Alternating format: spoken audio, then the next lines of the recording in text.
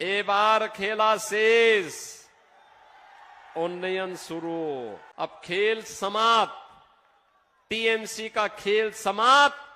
अब बंगाल का विकास प्रारंभ होगा। जयपुर पुरुलिया की इस पावन धरा को नमन करने का सौभाग्य प्राप्त हो रहा है। वीरांगना लाइबन्ना प्रभा घोष के शौर्य और बलिदान की साक्षी जयपुर की पावन धरा, यहां के अपनी कला कीर्ति के लिए विख्यात, यहां के कुम्हार और प्रजापति समुदाय के उस परिश्रम और उनके पसीने की तेज की भूमि है। बंगाल के अंदर डबल इंजन की सरकार चाहिए, क्योंकि अब तक जो पैसा ज्योतिर्मय सिंह महतो पुरुलिया के लिए वहां से स्वीकृत करते हैं, ममता दीदी के टीएमसी के गुंडे वे सब पैसा हजम कर जाते हैं। कोलकाता पहुंचते पहुंचते सारा पैसा वो हजम कर जाते हैं, पुरुलिया नहीं पहुंचने देते। और इसीलिए मैं आप सबसे कहने के लिए आया हूं कि पैसा मोदी जी भेजते हैं, ये हजम कर जाते हैं। इस सरकार ने यहां पे कोल माफिया को, लैंड माफिया को, सैंड माफिया को, कैटल माफिया को प्रश्रय दिया है। ये सरकार तुष्टीकरण की पराकाष्ठा को पार करते हुए गरीबों के हकों पर डकैती डालने का काम टीएमसी की सरकार कर रही है। यहां के गरीबों को उसका हक नहीं मिल पाता है। डेवलपमेंट ठप पड़ गया है।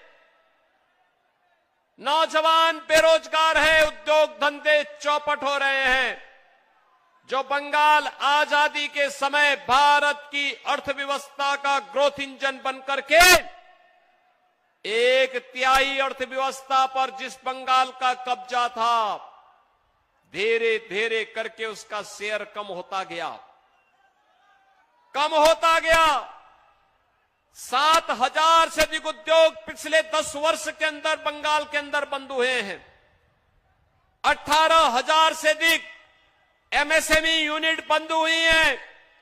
30 लाख नौजवान बेरोजगार हुआ है। किसान बदहाल है।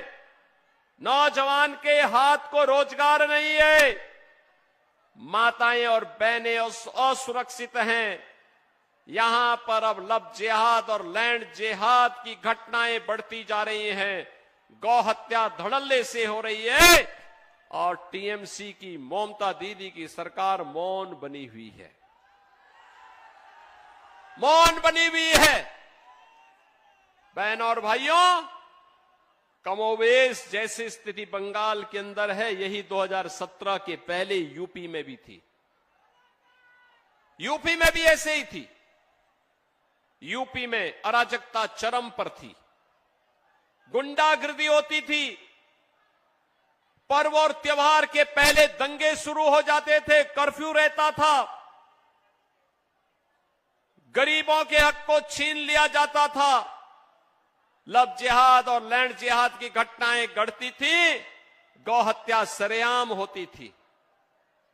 बहनों और भाइयों, उत्तर प्रदेश में डबल इंजन की सरकार आई। डबल इंजन की बीजेपी की सरकार आई।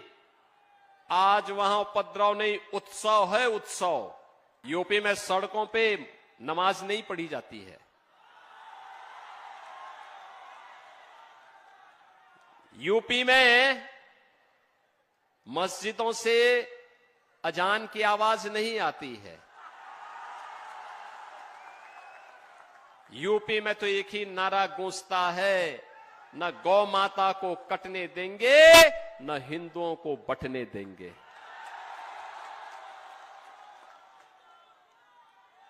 वहां पर अनुसूचित जाति हो या जनजाति, प्रजापति समुदाय हो या फिर कुम्हार हो या कुर्मी, किसी भी जाति का हिंदू है वह सुरक्षित भी है और समृद्धि के नित नए सोपान को प्राप्त कर रहा है।